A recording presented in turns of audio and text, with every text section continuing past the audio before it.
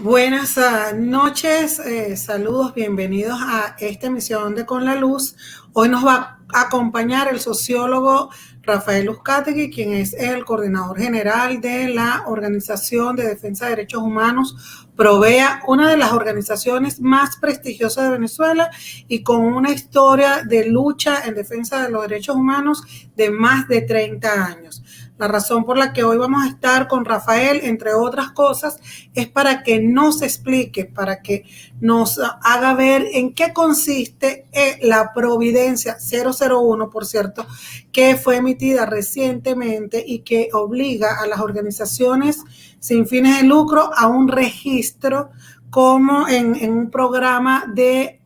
antiterrorismo. Ha sido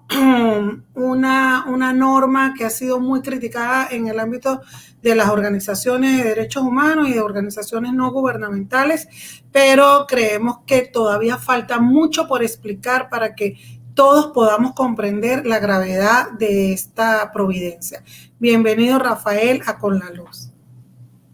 Hola Luzmeli, buenas noches, gracias por la invitación, encantado como siempre de estar contigo y por supuesto muchos saludos y buenos deseos a toda la audiencia que nos está viendo en este momento.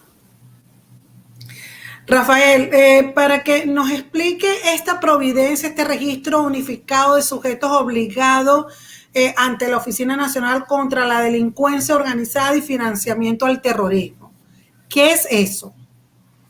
Sí, bueno, la semana pasada en Gaceta Oficial tuvimos la sorpresa que fue publicada una providencia administrativa, y esto es importante recalcarlo porque es una normativa que tiene un peso jurídico muchísimo menor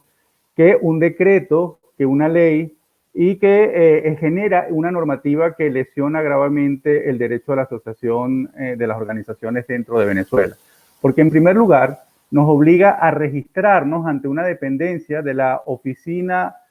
contra la Delincuencia Organizada y la lucha antiterrorista, ¿no? Y en segundo lugar, porque nos obliga,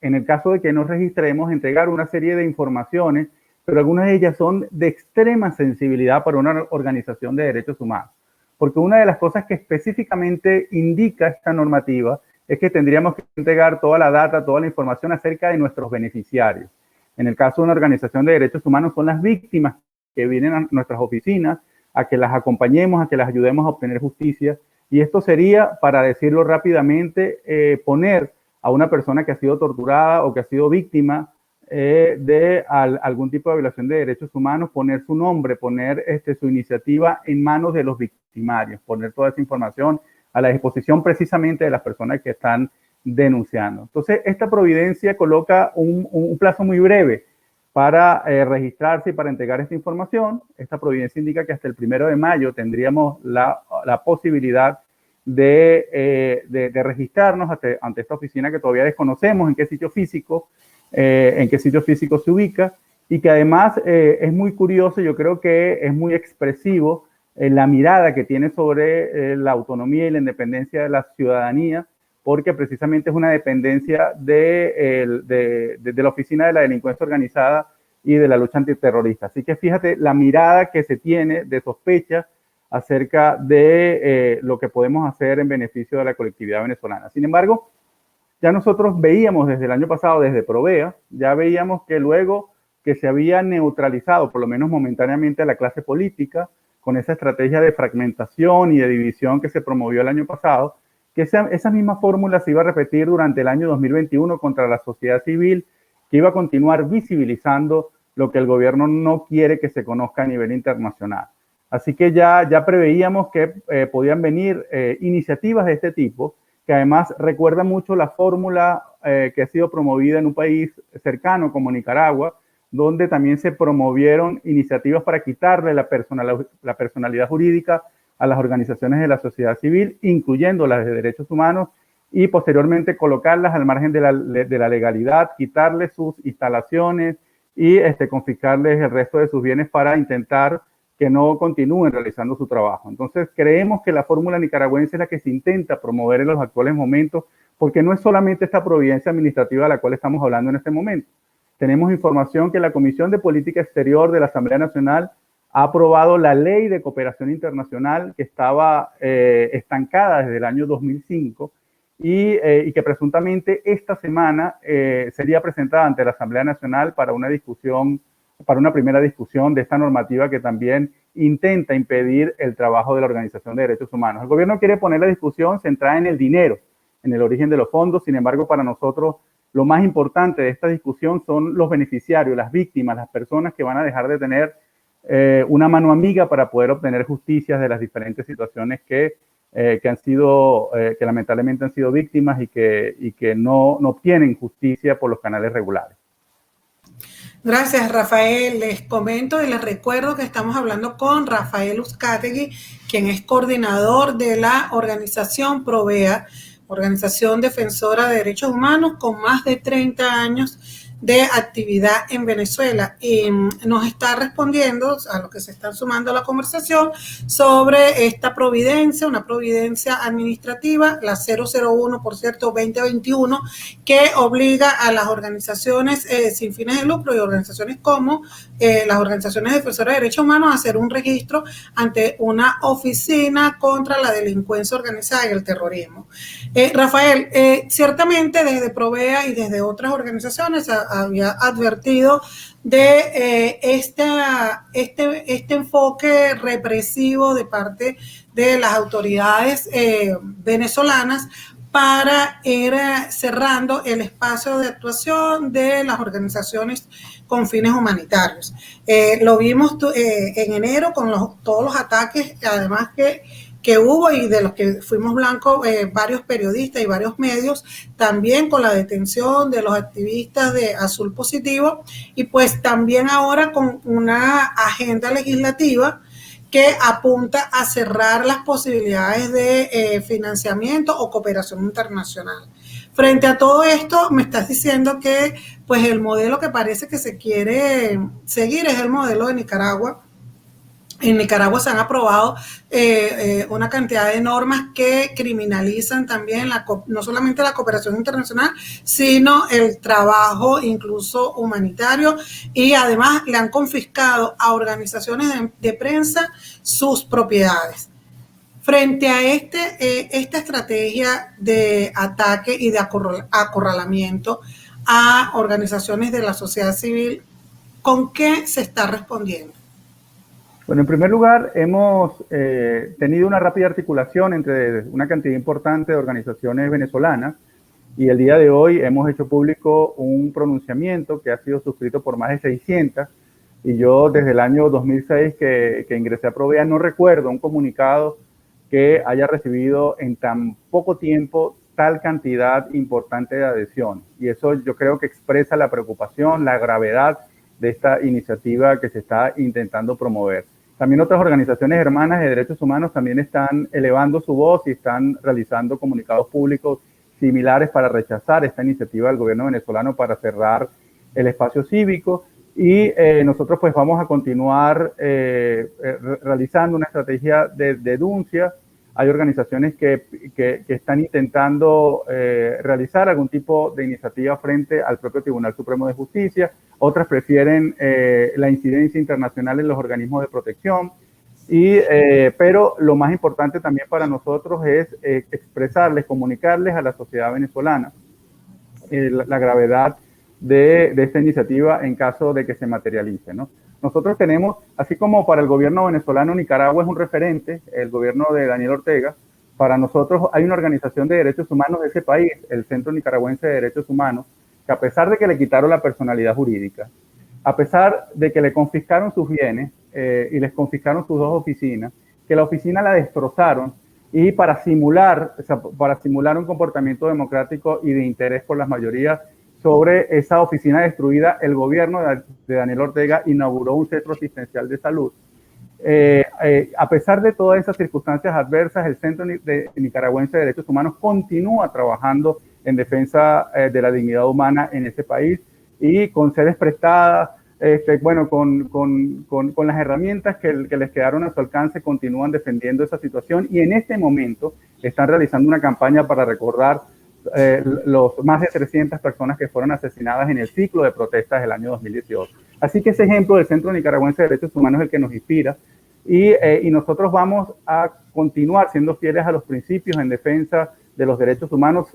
de no entregar información sensible de las víctimas, de no colocar en riesgo a ninguna persona que haya sido abusada en su dignidad. Y por supuesto, esto lo vamos a mantener hasta las últimas consecuencias. Nosotros estamos hablando desde Provea y otras organizaciones también están siguiendo esa narrativa de un proceso de desobediencia civil. Es decir, no acatar una ley, una normativa que consideramos injusta y eso lo haremos hasta, bueno, las últimas consecuencias que eso sea necesario. Pero los venezolanos que queden con la noción de que nosotros, a pesar de cualquier circunstancia adversa, vamos a continuar trabajando para documentar y denunciar precisamente en este año que es tan importante para eso. Es un año en donde estos mecanismos internacionales de protección continúan trabajando sobre nuestro país, donde la Corte Penal Internacional ha anunciado que posiblemente en el segundo semestre va a tener una decisión sobre Venezuela, donde comienza además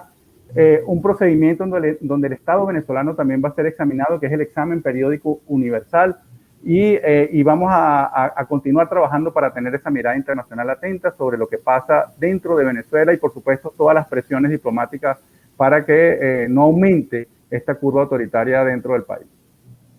Gracias, Rafael. Mira, tenemos dos preguntas, pero más que dos preguntas parecen unos ataques y me gustaría que inclusive los respondiéramos. Antes de eso, a Moisés y a la señora Aura Gil, que nos ataca y nos dice que estamos mintiendo, pues ahorita me gustaría que haga la pregunta exacta sobre qué cree que es una mentira. Y Moisés, hola Moisés, tú preguntas, buenas noches, más que una pregunta, una aclaratoria. Esta providencia no afecta de manera exclusiva a las organizaciones de derechos humanos, sino a cualquier organización sin fines de lucro. Eso lo vamos a responder en un minuto, pero quisiera, Rafael, que ampliaras tu respuesta en cuanto a la decisión de no obedecer. Lo digo porque tú eres objetor de conciencia, tú siempre has tenido una línea de protesta, bien de protesta y desobediencia civil. Y recuerdo hace muchísimos años, cuando nadie hablaba de los fundamentos de la desobediencia civil en Venezuela, pues ya tú explorabas todos esos caminos. Entonces, háblanos de cuáles son esas últimas consecuencias que pudiese acarrear el desconocer, el no acatar esta providencia administrativa.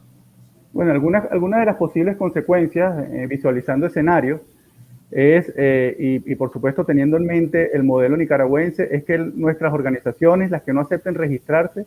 queden al margen de la legalidad, ¿no? Porque aquí otra cosa importante, Luz, es que se está intentando generar un acontecimiento para dividir a las organizaciones de la sociedad civil, porque es cierto que no solamente afecta a las organizaciones de derechos humanos. Entonces, esta es una iniciativa que, al igual que la decisión de los partidos que tuvieron que realizar el año pasado sobre si participar o no en elecciones bajo unas condiciones irregulares impuestas por el Ejecutivo, ya nosotros teníamos en mente que el gobierno también iba a repetir esa fórmula con las organizaciones de la sociedad civil y que iba a generar un acontecimiento que nos iba a poner a decidir entre si nos adaptábamos o no nos adaptamos a esa situación y, por supuesto, intentar fragmentar la comunidad y el tejido asociativo de Venezuela. Entonces, porque quizás habrán organizaciones de trabajo humanitario que acepten registrarse porque piensan que para poder realizar, pues seguir realizando su trabajo, por ejemplo, si tienen un comedor popular en algún barrio o alguna zona deprimida de nuestro país, bueno, no tienen ningún problema en entregar esos datos para sus beneficiarios. Entonces, quizás para una organización de asistencia humanitaria eso no va a generar mayores inconvenientes, pero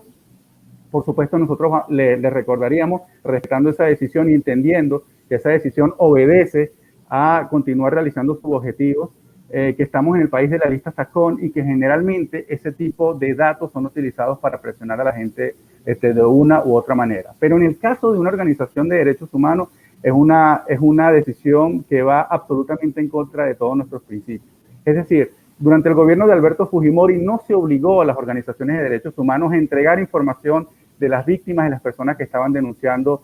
lo que había ocurrido en la Cantuta o en Barrios Altos, que fueron dos dramáticas situaciones de violaciones de derechos humanos en nuestro país. Y en otros regímenes autoritarios tampoco. Así que aquí estamos hablando de un paso adicional que estarían realizando estos autoritarismos modernos para intentar controlar a las organizaciones de la sociedad civil. Así que para una ONG de derechos humanos es inaceptable hacer cualquier cosa que genere un riesgo para las personas a las cuales estamos apoyando, las personas que están colaborando, que ya han pasado por una situación absolutamente complicada, y entregar cualquier tipo de información que pudiera finalmente llegar a las manos de sus victimarios con todas las represalias posibles que eso pudiera generar. Así que para una organización de derechos humanos es una cuestión de principio. Quizás para una organización ecologista, para una organización de otra naturaleza, quizás son cosas que pueden estar pensando en este momento, pero para una ONG de derechos humanos es absolutamente inaceptable participar en un registro con esas características. Recordar que ya nosotros tenemos personalidad jurídica, y esto implica habernos registrado. En el caso de Provea somos una asociación civil sin fines de lucro, en donde el gobierno tiene ya instalado diferentes mecanismos para conocer nuestro movimiento financiero, porque utilizamos el Banco Central, porque tenemos cuentas en los bancos nacionales, porque pagamos impuestos, porque nos realizan diferentes auditorías y por supuesto esas auditorías en el caso de Provea son colocadas en nuestro sitio web. Así que nosotros tenemos mecanismos de transparencia, tenemos un registro que implica una personalidad jurídica, pero nos parece absolutamente innecesario y creo que tiene otros fines el que se genere un nuevo registro adicional por el cual tendrían que ingresar todas las organizaciones de la sociedad civil. Así que controlar es uno de los objetivos, intentar dividir es otro, pero también el tercero es generar desconfianza en las víctimas, que estas personas que sufren violaciones a su dignidad no se acerquen a una organización de derechos humanos porque tengan el temor real o infundado que finalmente su identidad se va a dar a conocer y que los victimarios van a finalmente saber que están realizando ese tipo de denuncias y por supuesto con todos los miedos imaginables. Pero un cuarto objetivo, Luzmeli, que también estamos absolutamente conscientes de ello, es intentar desgastar a las organizaciones de la sociedad civil al dedicar esfuerzos en defendernos a nosotros mismos y por supuesto quitar esas energías ya en el trabajo importante y necesario que tenemos que hacer para continuar documentar y visibilizar la dramática situación de los venezolanos. Así que a mi juicio esos son los 4 objetivos que tiene el gobierno con estas iniciativas: controlar, dividir, generar desconfianza en las víctimas y finalmente desgastarnos, porque bueno, somos pocos, a pesar de que no lo parezca, dentro de las ONG, y tenemos que hacer un justo equilibrio entre denunciar esta iniciativa y continuar ese trabajo de documentación, denuncia, testimonio, de activación de los mecanismos internacionales para mejorar la situación de derechos humanos de los venezolanos. Gracias, Rafael. Voy a leer también otra vez otro comentario de Moisés González.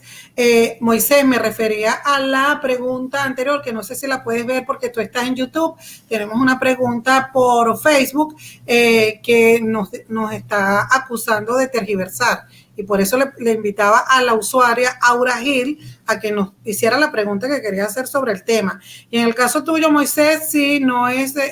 Moisés dice que no es un ataque, sino que lo comentaba porque soy miembro de una ONG de protección animal y actualmente nos debatimos qué postura asumir porque hay bastante confusión. Bien importante eso que comentas, Moisés, porque es de lo que está hablando Rafael, ¿no? De otras organizaciones que están también revisando esta providencia. Me gustaría ahí, Rafael, que justamente se han identificado cuáles son los puntos en los que activistas de distintas áreas pudiesen tener más dudas sobre este registro. Sí, bueno, ahí el gobierno ha sido efectivo en generar temor e intimidación también en la sociedad civil. Tenemos muchos compañeros que se han ido como migrantes debido a estas situaciones de ataque. Y como uno de los objetivos es intentar silenciar la documentación y la denuncia pública, quizás haya algunos compañeros o colegas que piensen que bajando el perfil o que adaptándose ellos pueden intentar seguir trabajando pues en estas circunstancias, ¿no? Entonces, pues es importante para el conjunto de organizaciones tener el mayor conocimiento de las implicaciones que esto pudiera tener para el trabajo de cada área específica, porque por supuesto para el área ambiental en el cual participa nuestro amigo Moisés, seguramente las implicaciones son diferentes que para una organización de derechos humanos que trabaja con víctimas del FAE, que trabaja con víctimas de tortura por parte de las fuerzas de seguridad. o para una organización que está haciendo este trabajo humanitario, ¿no? Entonces, yo he sido, seguramente has recordado algunas de las cosas que he escrito durante el año, porque he estado pensando mucho en cómo mantener ese espíritu de comunidad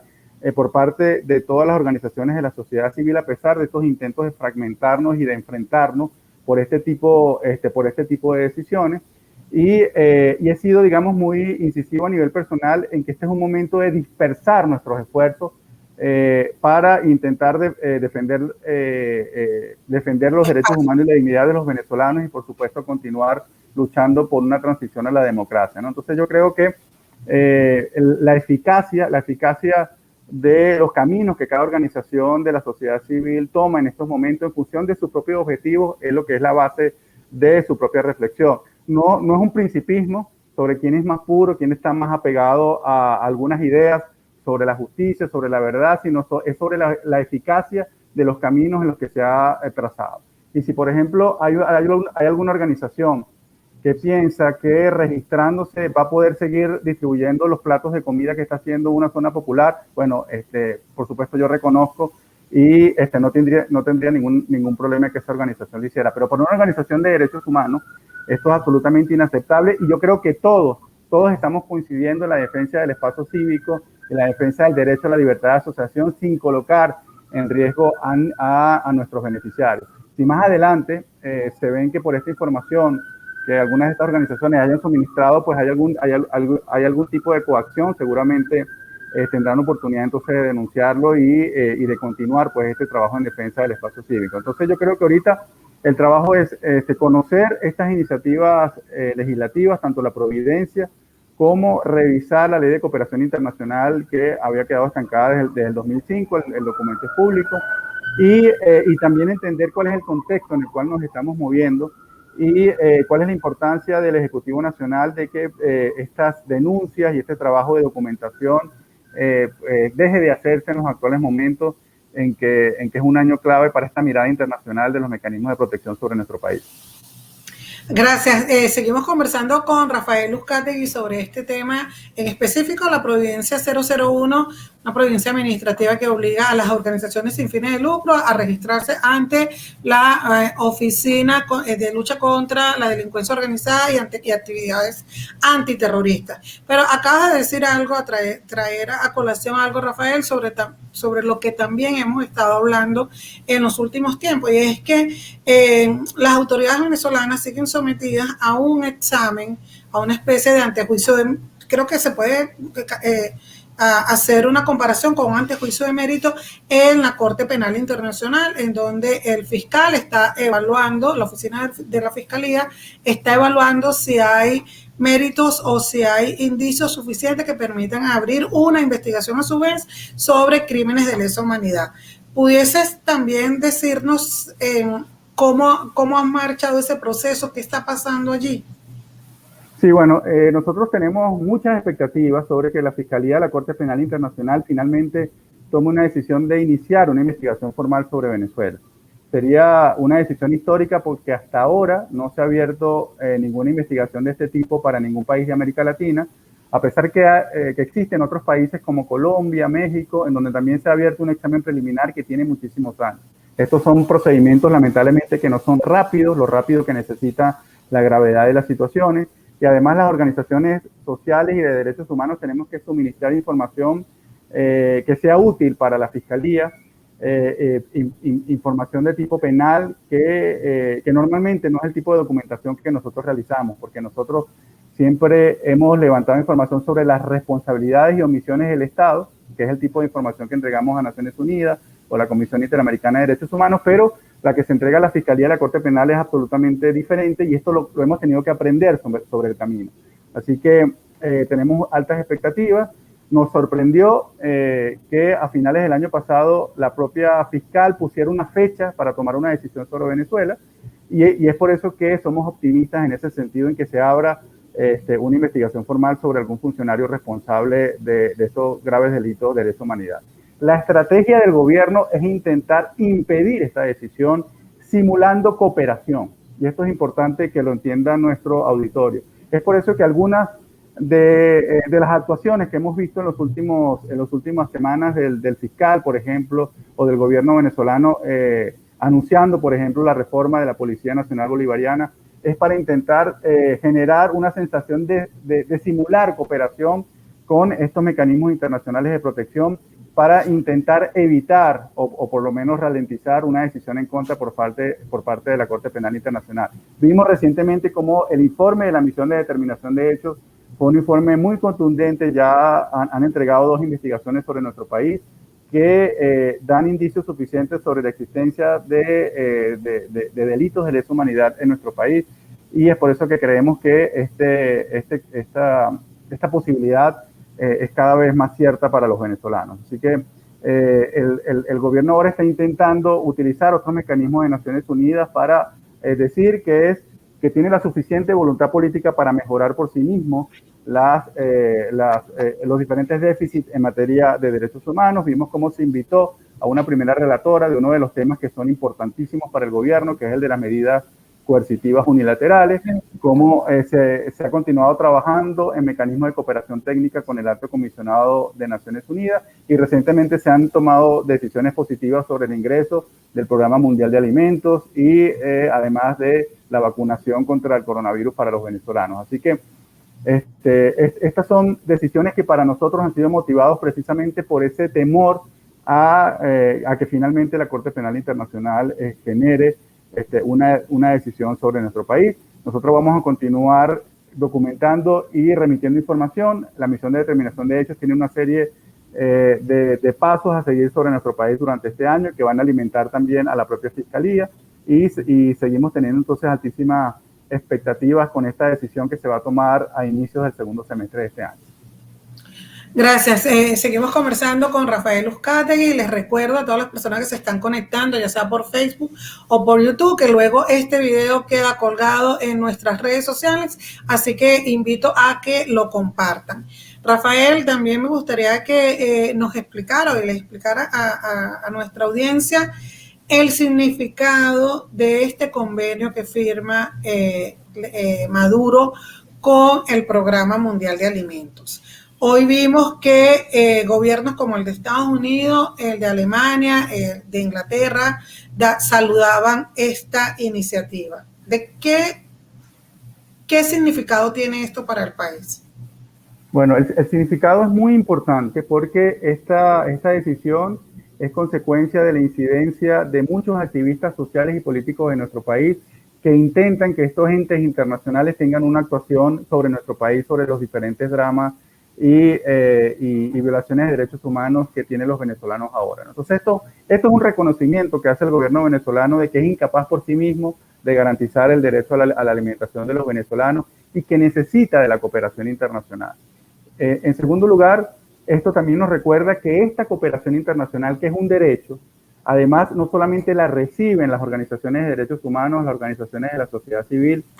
por diferentes mecanismos, sino que el principal beneficiario de estos mecanismos de cooperación internacional es precisamente las autoridades del Estado de cada país, y en este caso del Estado venezolano, porque bueno, ya es pública la información de que los principales donantes del Programa Mundial de Alimentos son gobiernos como el de Alemania, gobiernos como el de Estados Unidos y también diferentes empresas del sector privado. Así que es importantísimo que el Programa Mundial de Alimentos haya logrado entonces entrar a Venezuela. Ellos tienen un protocolo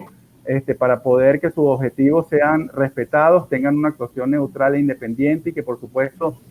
sus diferentes recursos finalmente beneficien a las personas a las cuales les debe llegar ese tipo de apoyo. Hay una cantidad de inicio estimada en más de 150.000 beneficiarios que progresivamente van a ir aumentando de cantidad, y eso por supuesto para nosotros es muy importante que estas diferentes agencias de Naciones Unidas continúen ingresando a nuestro país y por supuesto ayudando a los venezolanos en este momento de emergencia humanitaria compleja. Entonces insistimos que esto es una consecuencia de la incidencia de mucha gente que de manera callada, que de manera persistente tiene muchísimo tiempo reuniéndose con múltiples actores, tanto del gobierno venezolano como de estas agencias internacionales, para que esto ocurriera, y esto es algo que tenemos que saludar, y por supuesto ser vigilantes de que los protocolos y que los propios principios de funcionamiento que el Programa Mundial de Alimentos establecido se respeten por parte de las autoridades venezolanas. Gracias, muchísimas gracias, Rafael. Ya para ir cerrando la conversación, porque el tiempo de verdad ha pasado volando, quisiera que hablásemos un poco de lo siguiente. Recordabas ayer en tu Twitter sobre el 19 de abril del 2017, pero también hablabas de, digamos, siempre que nos hemos reunido en distintos encuentros, también hablamos de cómo generar esperanza en una sociedad, en grupos de ciudadanos que han luchado muchísimo por la defensa de valores democráticos, pero que en este momento pues vivimos una situación de, digamos, control por parte de un grupo que no respeta esos principios democráticos. ¿Qué podemos decirle a las personas que nos están escuchando para que no pierdan esperanzas? Sí, bueno, yo recordaba recientemente también que ese sentido de la solidaridad, del desprendimiento, era algo de lo que los venezolanos nos sentíamos orgullosos y decíamos que nos identificaba hace algunos años atrás. Y sin embargo, a pesar de la crisis, a pesar de la intervención estatal para separarnos a todos los venezolanos, de estatizar la vida cotidiana de cada uno de nosotros, bueno, ese espíritu de cooperación y de colaboración no ha muerto. Y yo creo que es una de las cosas positivas en medio de este drama de la pandemia en nuestro país, que muchos venezolanos están ayudando a otros venezolanos que no conocen, por diferentes mecanismos. Yo creo que uno de los visibles son estas recaudaciones de fondos de manera digital, que algunos de ellos logran alcanzar pues la totalidad y muchos de ellos también logran recaudar una importante cantidad para apoyar estos costosos tratamientos en donde se ha privatizado la salud de los venezolanos por la vía de los hechos, ¿no? Recordar que bueno, la situación de los hospitales públicos es absolutamente lamentable y los venezolanos tienen que, por sí mismos, tener que sufragar los gastos de un tratamiento, de una hospitalización, y por supuesto esto significa un drama financiero para muchas familias en este momento. Pero a pesar de esa situación, yo creo que este espíritu de cooperación de los venezolanos ha resurgido y uno puede verlo en las redes sociales, pero también lo puede ver en la vida real, como muchos vecinos, historias hermosas de vecinos que están ayudando a las personas de su edificio o de su barrio, de su urbanización que más lo necesitan, o espíritu de cooperación con otros venezolanos que no conoces a través de estos crowdfunding. Entonces yo creo que eso es algo que tenemos que recordar, eso es algo que tenemos que enaltecer y eso es un músculo que tenemos que seguir ejercitando, ese espíritu de cooperación y desprendimiento que tenemos, que aprendimos de una Venezuela que tenía otras condiciones materiales y sociales, pero que sigue estando allí y que yo creo que es algo muy importante para la transición, para el día de mañana, para esa transición a un momento de mucho más democracia que ahora. Así que yo creo que hay valores en los venezolanos que tenemos que rescatar. No somos menos que otros países que han superado situaciones tan difíciles como las nuestras, el caso de Colombia, el caso de Perú, que dejaron atrás situaciones de conflicto armado interno, de pobreza, de narcotráfico, de sicariato, situaciones que en ese momento parecían desesperantes y que no tenían solución. Bueno, hoy son historia, hoy son objetos de series de televisión porque ya la gente las comenzó a sentir como distantes. Así que los venezolanos también vamos a llegar a ese momento en que vamos a ver estos capítulos y estos episodios como una serie de televisión porque van a estar en pasado, porque tenemos mucha calidad humana para superar este drama y superar esta pesadilla. Y finalmente quiero darle mi palabra de consuelo y acompañamiento a todos los venezolanos que están padeciendo las consecuencias de la pandemia, que tienen familiares enfermos, o yo mismo acabo de pasar por el coronavirus y sé lo importante que es tener esas palabras de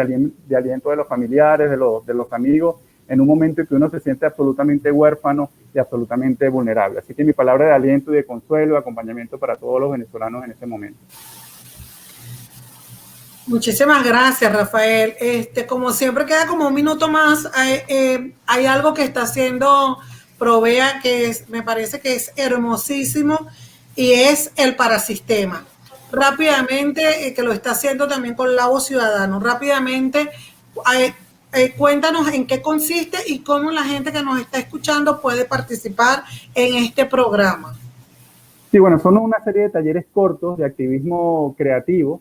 que lo hemos llamado de ese nombre singular que nos recuerda pues a épocas de bachillerato, que forma parte del léxico de los venezolanos y que ahora en este momento ha finalizado han quedado estos talleres cortos publicados en nuestras redes sociales, en nuestro canal de YouTube, pero debido al éxito, al entusiasmo en la cantidad de inscripciones que tuvimos, vamos a realizar otros parasistemas en las próximas semanas. Así que nosotros desde Provea, junto con nuestros colegas y amigos, no dejamos de pensar cómo podemos ser útiles. Por supuesto, no nos conformamos con lo que hacemos y creemos que tenemos que seguir innovando y seguir pensando cada día cómo en este momento tan dramático de la historia venezolana podemos aportar un grano de arena para la solución de los diferentes desafíos que aquejan a los venezolanos. Así que vamos a seguir pensando, inventando, y a pesar de todas las circunstancias adversas, vamos a continuar denunciando a los violadores de derechos humanos donde se encuentren.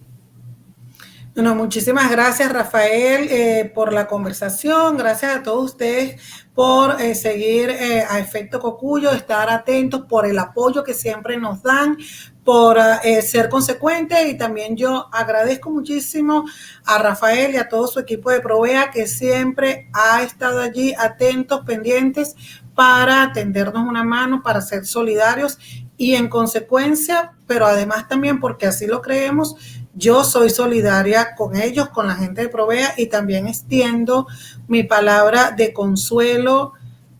mi abrazo virtual a los familiares de aquellas personas que han fallecido por el COVID-19 en Venezuela y de aquellas personas que tienen familiares afectados por esta enfermedad. Sabemos lo duro que es, lo difícil que es, y también lo difícil que es que todavía no haya un plan de vacunación que haya sido acordado, divulgado, y que dé la esperanza de que la mayoría del país pueda tener acceso a una vacunación. Agradecida siempre por su atención. Los invito a que estén pendientes de que el jueves vamos a estar con Cocuyo Claro y Raspado, con nuestro aliado tal cual, Xavier Coscojuela, y vamos a tener de invitado al coordinador general de Reporteros Sin Fronteras para Latinoamérica, Emanuel Colombí, quien nos va a hablar del informe 2020-2021 sobre libertad de expresión y medios, en donde Latinoamérica, pero especialmente México, Brasil y Venezuela, tienen una mirada, Reporteros Sin Fronteras hizo una mirada muy acuciosa sobre la situación de libertad de expresión en estos países. Agradecida y nos vemos el jueves.